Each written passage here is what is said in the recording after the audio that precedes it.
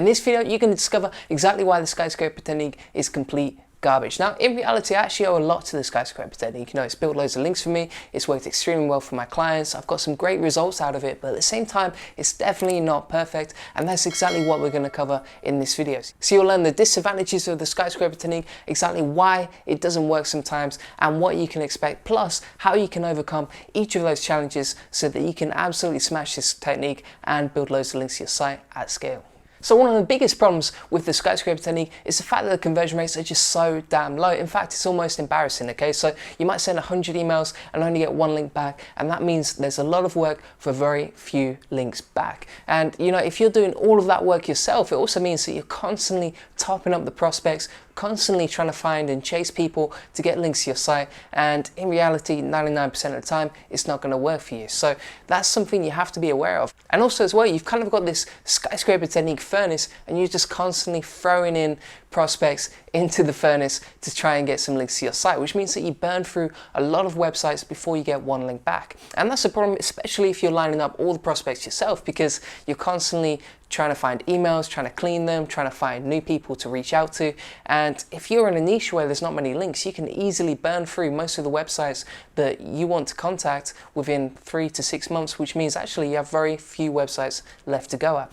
And once they're on a blacklist, you can't really keep contacting them because, you know, you don't want to keep annoying them. You don't want to get into trouble for contacting them constantly, which means that once they're on the blacklist, you can't contact them again. It's, you know, especially for about 6 to 12 months, which means that you burn through prospects so quickly and it's hard to replace them. So another thing, and this really grinds my gears about link building, is the fact that it's just so damn boring to set up, okay? So you're constantly looking through spreadsheets, trying to find emails, trying to contact people, trying to find people that you can get a link from, but at the same time, all of this is extremely boring. And yeah, sure, it was fun like the first or the second time you set up a spreadsheet for link building, but by the 100th time or by the 200th time, you start questioning yourself. You start asking yourself, okay, do I really want to do this again?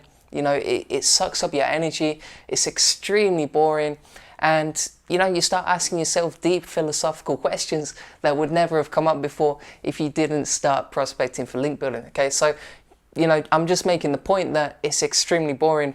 So this is something you're going to face, okay? If you're constantly building links and topping up prospects for the Skyscraper campaign, you know, 3 or 6 months in, you're going to hate it. It's going to be so boring. In fact, you need to build a system that's extremely productive so that you can save a lot of time along the way. Otherwise, you're going to hate your job, you're going to hate your life because it's so damn boring to do the Skyscraper Technique over and over again. In fact, that's why most clients outsource to me, because I have this very powerful system where I can set up a link building campaign in a couple of days. If that, it's outsourced to most of my team, and we can save our clients a lot of time simply by building links at scale with a smart prospecting system that doesn't cost you any time, and we handle all the boring stuff.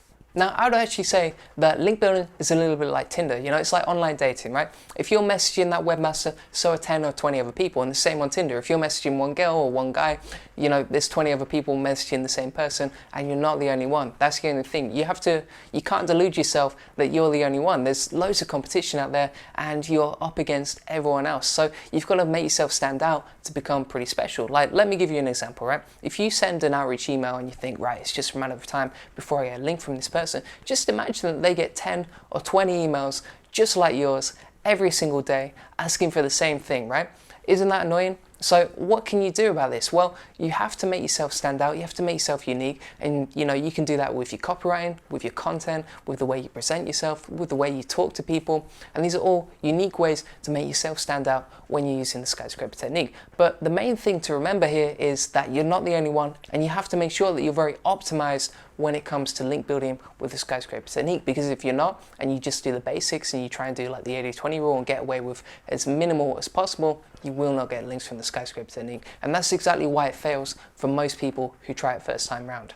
The other thing that's a little bit brutal about the Skyscraper Technique is that because you're reaching out to so many people, you know, not everyone's going to be happy that you contacted them. In fact, some of these webmasters are absolutely brutal when they respond to you. In fact, I've had some webmasters tell me to do stuff that I can't even repeat on camera because it's so damn bad. And that's just something you have to accept. You know, you can't take that rejection personally, and it's just kind of part of the job. So when you're reaching out to hundreds of people or even thousands of people, especially with the Skyscraper Technique, it's going to get harder sometimes. Some people are going to tell you stuff that you don't like, and it's just something you have to accept. And the other thing is as well, you have to kind of look at it from their perspective, because if they're receiving 10 or 20 average emails per day from people like you trying to get links off them, then of course they're going to be pissed off. Of course they're going to get annoyed. So just accept it and realize along the way, some webmasters are going to link to you, some webmasters are going to hate you for it, and you just kind of have to crack a few eggs to make an omelette. And it's something you definitely cannot take personally. So here's something that's probably going to disappoint you, and that's the fact that with the Skyscraper Technique, you don't really get links from DR80 or DR90 websites. And that's because these are like the top 1 or 2% of the internet when it comes to authority,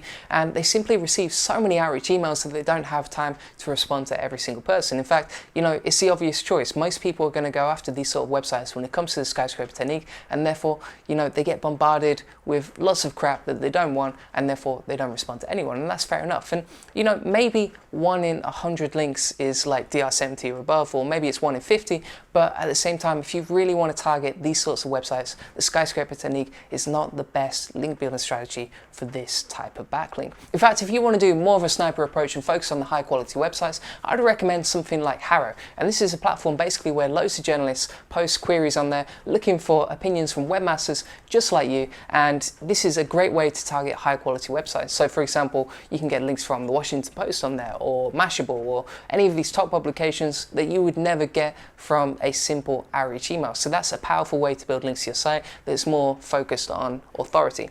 However, with the Skyscraper Technique, even if you're getting links from, a DR5 website, DR10, DR30, whatever it is, these are still powerful backlinks that are going to move the needle when it comes to SEO for your website. Because, as long as the website is getting organic traffic, it's got a decent amount of DR, it's relevant to your niche, then that's a link that's worth having, especially when you're first getting started and you're first building links to your site, because at that point, any type of backlink that's white hat will make a difference to your site. So thanks for watching. As I said, I owe a lot to the Skyscraper Technique, and even though I've ranted about it in this video, it's actually a very powerful way to get links to your site, something that I recommend to all my clients, especially when they're first building backlinks to their site. So that's why I recommend still doing it, even though you have to be aware of the disadvantages. So thanks for watching. If you have any questions about link building or the Skyscraper Technique, please let me know in the comment section below. And if you haven't already, please subscribe so that I can help you more in the future with link building and SEO.